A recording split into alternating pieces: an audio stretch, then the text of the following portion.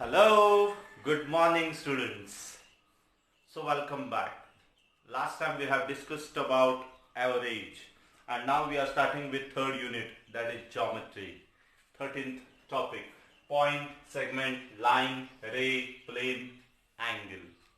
Now you know point, that when you represent it with the tip of the pen.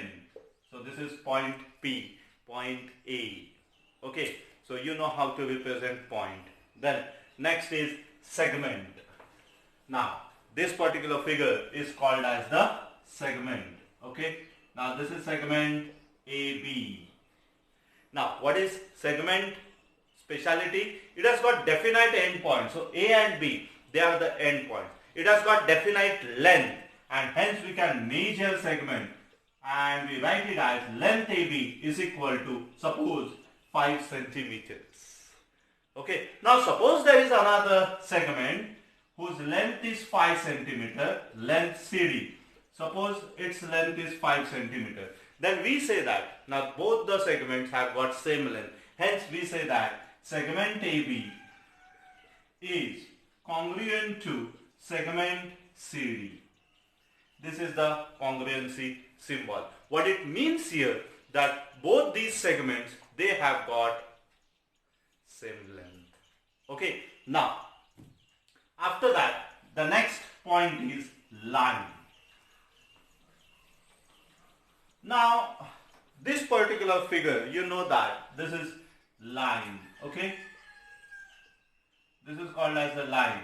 Now the speciality of line, you can see there are two arrows on both the ends. What it means, that line is indefinite. It does not have definite end points. Okay. And hence we cannot have definite length of a line. Okay. So line is indefinite on both the sides. Hence we always show line by two arrows. Okay. On both the sides. Now naming line AB. It contains infinite points. A and B are any 2 points which are used here. Okay. Also there is another way we name the line like this also, by small letters. Line L, line M, line N. In that way also it is labeled. Okay. Now as far as line is concerned, 2 points always define a line. Means from 2 points we can draw always a straight line. Okay. If there are 2 points, they always define a line. Means one and only one line can be drawn through any 2 points. Is there any possibility to draw more than a line through these 2 points? Try it. See if it is it possible. You cannot. Okay. So 2 points always define a line. Means there is one and only one line all which passes through 2 points. Now a 1 point. A point. Suppose there is 1 point. How many lines you can draw? Try it.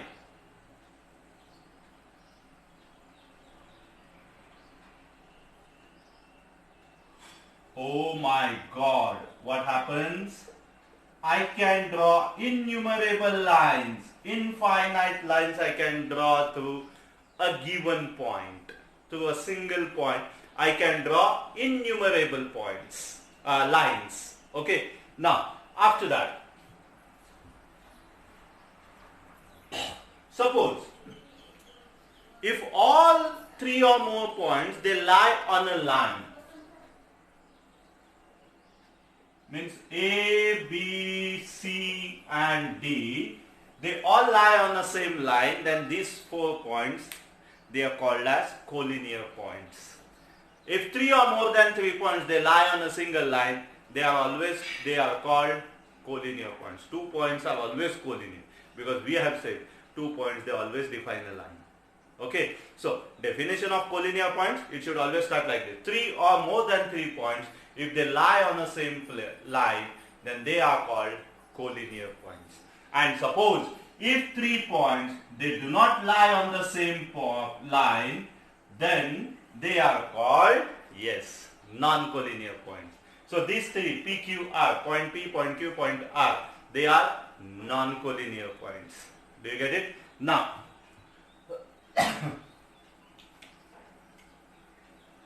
suppose if 3 or more than 3 lines,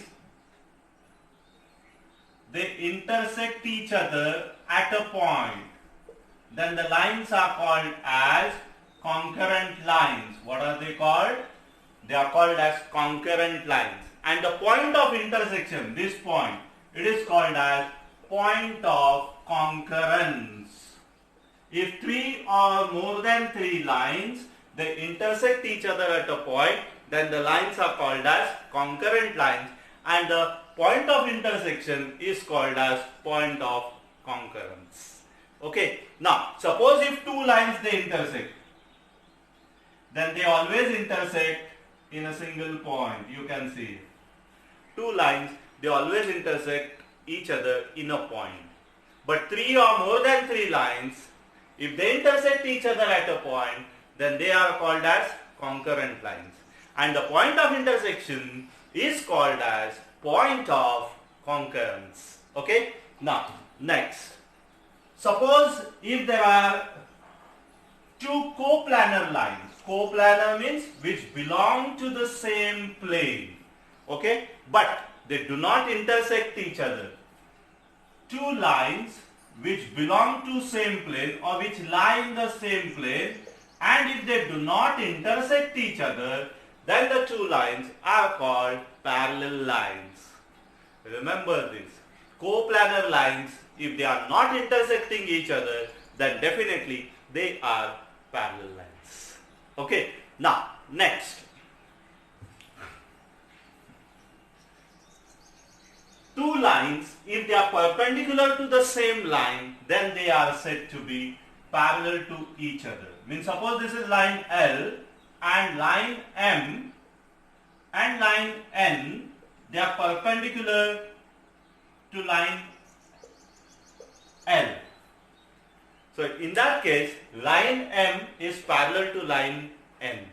Okay. So 2 lines perpendicular to the same line, they are called parallel to each other. Okay. Now, next. Next is ray. So this particular figure is called as the ray. Now you can see here, ray has got arrow on one side. Means what? It is indefinite on one side, on that side where it is arrow. And here it has got a definite point. Definite end point. It is called as the starting point. This point is starting point. Okay. And so when we are naming the ray, we have to be very specific. I will be saying ray AB. Starting point should always come first. Ray AB. So this is this ray we are talking about. If I say ray BA, so that is another ray, because here that is starting point is not B. Starting point is A. So this ray is not considered. Okay. Now, suppose if there are 3 points which lie on a line, okay, for example P, Q, R. These are the 3 points which lie on the line such that P dash Q dash R, then QP, ray QP and ray QR, ray QP and ray QR, QP and QR, they are called opposite rays. What are they called? They are called opposite rays. There are 3 points which they lie on the same line, means they are collinear points. And such that P dash Q dash R means what? That is betweenness. That means Q is in between P and R.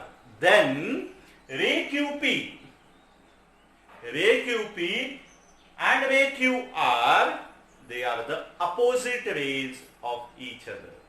Do you get it? Now, next point is plane.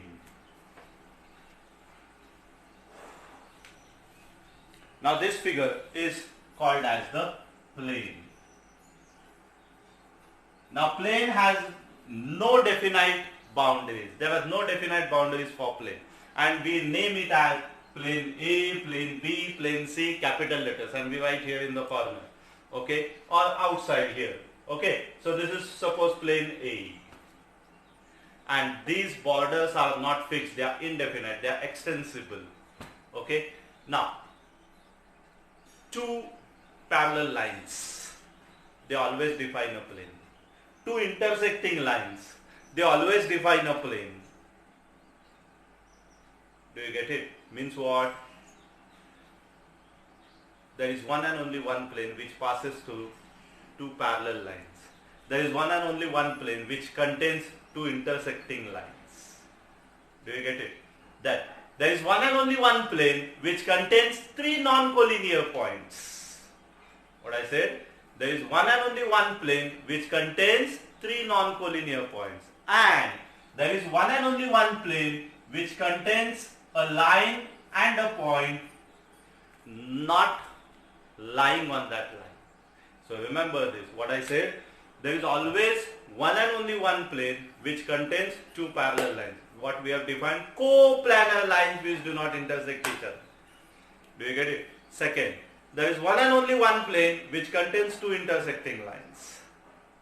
Third, there is one and only one plane which contains three non-collinear points.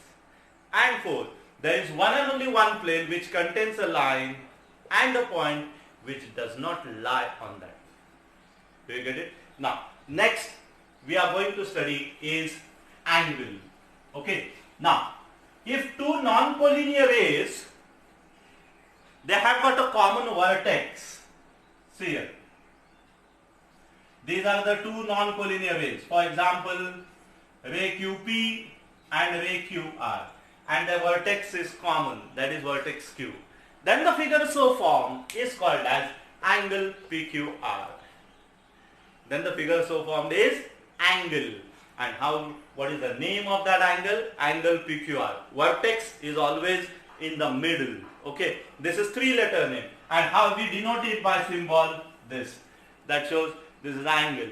And we write it as angle PQR. This is three-letter name. Okay, or single letter name angle Q. Or there is one more possibility, angle RQP. All are same. Okay, so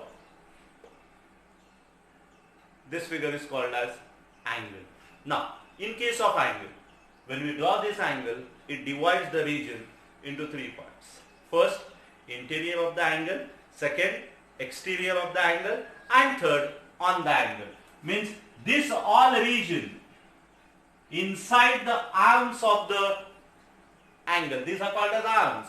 Inside the arms of the angle, the region inside the arms of the angle, it goes on increasing, you can see it. That is called as in the interior of the angle. Okay, so for example, point S, point T, they are in the interior of the angle.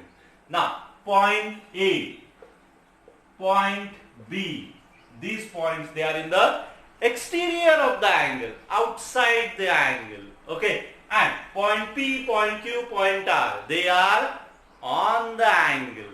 So, the region is divided into three parts. Interior of the angle, exterior of the angle, and on the angle. Okay, now, suppose if two angles, they have got same measure, then we call them as congruent angles. If two angles are having same measure, equal measure, then the angles are said to be congruent. And how we represent? Suppose angle ABC is congruent to angle PQR. Vice versa is also true. That means angle PQR is also congruent to angle ABC. Do you get it? Means A is brother of B, then definitely B should be brother of A, na? So if angle A is congruent to angle B, then angle B has to be congruent to angle A. Okay. Now, suppose angle ABC is congruent to angle PQR and angle PQR is congruent to angle XYZ. So means what? Angle ABC should also be congruent to angle XYZ. Do you get it? Yes, definitely. It has to be. A is brother of B, B is brother of C. Then A should be brother of C. It has to be. Same way, angle ABC is congruent to angle PQR. Angle PQR is congruent to angle XYZ. Then angle XYZ has to be congruent to angle ABC. Or angle ABC has to be congruent to angle XYZ. Okay. Now let us study types of angles.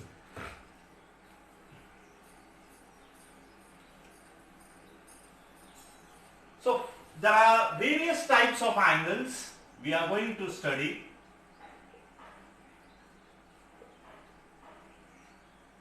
So first, that is right angle. Okay. Now what is right angle? Oh yes, you know that. The angle whose measure is 90 degree is called as right angle. Here. Yes. Right angle. We see that. We always see on the hand, we always see the clock, and there also we see 90 degree angle. When it is 3 o'clock, when it is 9 o'clock, you will always see 90 degree angle. Am I right? Yes. And so the angle which measures 90 degree is called as the right angle. Then acute angle. The angle whose measure is more than 0 degree but less than 90 degree is called as acute angle. This angle is called as acute angle, less than 90 degree. We always happen to see that in the clock. Suppose if it is 12:10 or if it is 5 minutes past 11. Okay, so it is like this, right? So at that time the angle is acute angle. Okay, so you should be there to see them. Then third angle, obtuse angle. Now what is obtuse angle? The angle whose measure is more than 90 degree but less than 180 degree is called as the obtuse angle. Yes, you can see here. This is obtuse angle. So right angle, how we denote? It is like this. Acute angle like this. Obtuse angle like this. Right? Whose measure is more than 90 degree but less than 180. That is called as obtuse angle. You can see it in your watch also. Okay? Find it out. Okay? Then next is straight angle.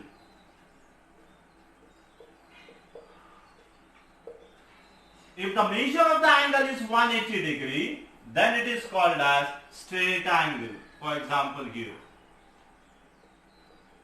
Angle AOB. So this angle measures 180 degree. So that is called as straight angle. For example, 6 o'clock. Yes, exact 180 degree. At 6 o'clock you will have straight angle.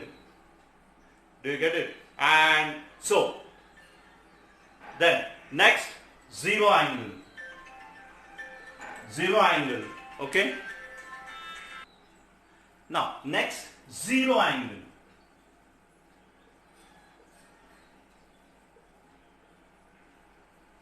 The angle whose measure is exactly 0 is called as zero angle. Means, for example, this is zero angle. There is no rotation of arm OA. It is same. So that is zero angle. Okay. Then complete angle.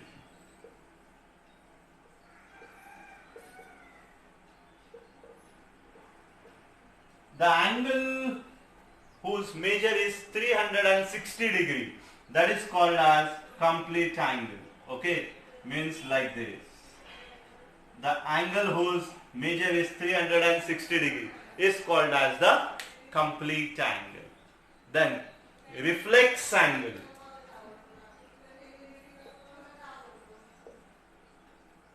Reflex angle. The angle whose measure is more than 180 but less than 360. So this is called as the reflex angle. You can see that reflex angle in the watch also. Okay. So the angle whose measure is more than 180 but less than 360 degree. That angle is called as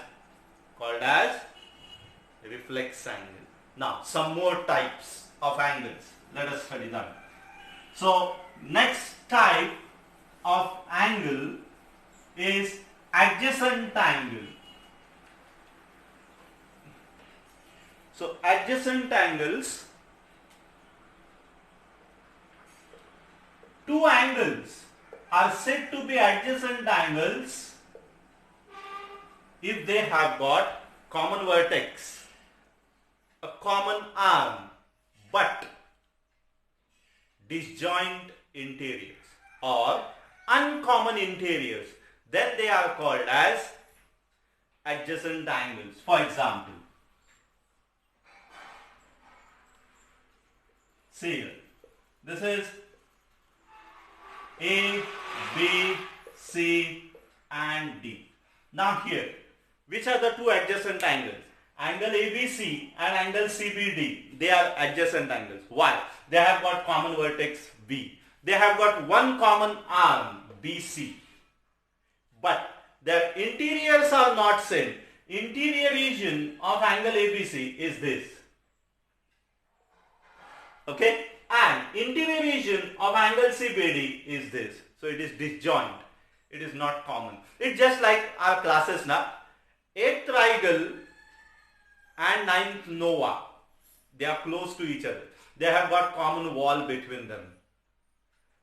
Okay? But they don't have anything in common. They are neighboring. So adjacent. Their interiors are totally different. So they are adjacent classes. Okay? Same way. These are neighboring angles which have got common arm, common vertex, but the interiors are uncommon. They are called adjacent angles. Okay? Then next angle, linear pair angles.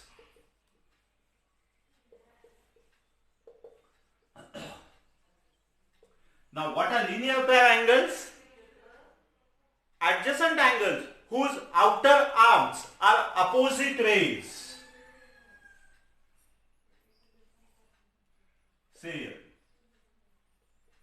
Adjacent angles whose outer arms are opposite rays. So here you can see BA and BD. Now they have become opposite rays. Do you get it? They form a straight angle. So they are called linear pair angles. And the speciality of linear pair angles, the sum of the linear pair angles is always 180 degree. Linear pair angles are always supplementary.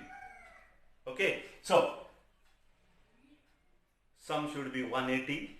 Outer arms have to be opposite rays. Now here these are not opposite rays. So they are adjacent angles. Here outer arms are opposite rays. Hence they are linear pair. What I can say, linear pair angles are always adjacent angles. But adjacent angles may or may not be linear pair angles. So here, these are adjacent angles, but are they linear pair? No, because the sum is not 180. And outer arms, they are not opposite rays. But here, outer arms are opposite rays, sum is 180, straight angle. And hence, they are linear pair. And also, they are adjacent angles. Do you get it? Now, next. Supplementary angles. That is the two angles, pair of angles whose sum is 180 degree are called supplementary angles. For example, suppose this is 120 degree and this is 60 degree. Now sum is 180. Hence these two angles, they are called supplementary angles. What are they called? They are called supplementary angles. If the sum of two angles is 180 degree, then the two angles are said to be supplementary angles. Linear pair angles are always supplementary because their sum is 180. But supplementary angles may or may not be linear pair. Now here you can see sum is 180, but are they linear pair? No. Do you get it? So that's what I mean to say. Then next is complementary angles. If the sum of measures of two angles is 90 degree, then the two angles are said to be complementary angles. For example, suppose this is 30 degree and this is 60 degree. So their sum is 90. So they are called as complementary angles. Do you get it? One more thing related to supplementary angles. Supplement angle of 90 degree of a right angle is always a right angle. Supplement angle of obtuse angle is always a acute angle. For example, if measure of given angle is 120, measure of its supplement is 60 degree. 60 degree is what type of angle? Acute angle. And vice versa. Means what? If the given angle is acute angle, then its supplement will be obtuse angle. For example, here. Suppose if the measure of the given angle is 60 degree, then its supplement will be a obtuse angle. That is 120 degree. Do you get it? In case of complementary, both are always going to be acute angles only. And one more thing to be remembered. Difference between supplementary angle and complementary angle is always of 90 degree. Sum of supplementary angles 180. Sum of complementary angles 90 degree. And difference between 180 and 90 is, yes, 90 degree. Okay, then last part of the topic. Before coming to the last part, that is angles formed by transversal, one more part I have to take, that is angle bisectors. Suppose there is a point D in the interior of the angle ABC in such a way that angle ABD is exactly equal to angle DBC. D is in the interior. Suppose there is a point D in the interior of angle ABC in such a way that angle ABD is equal to angle DBC, then that ray BD which is formed is called as the angle bisector. And remember that each angle always has one and only one angle bisector. It cannot have more than one angle bisector. There is always one and only one angle bisector. Now, angles formed by the transversal. Suppose there are two parallel lines and there is a transversal intersecting the two parallel lines. Line L and line M are the two parallel lines. Line N is the transversal. Then it intersects line L and line M at A and B respectively. Then it forms various angles at these particular points. Okay. Now, see here. It forms corresponding angles. Now, what are corresponding angles? How to recognize corresponding angles? Then it forms interior angles. And it forms alternate angles.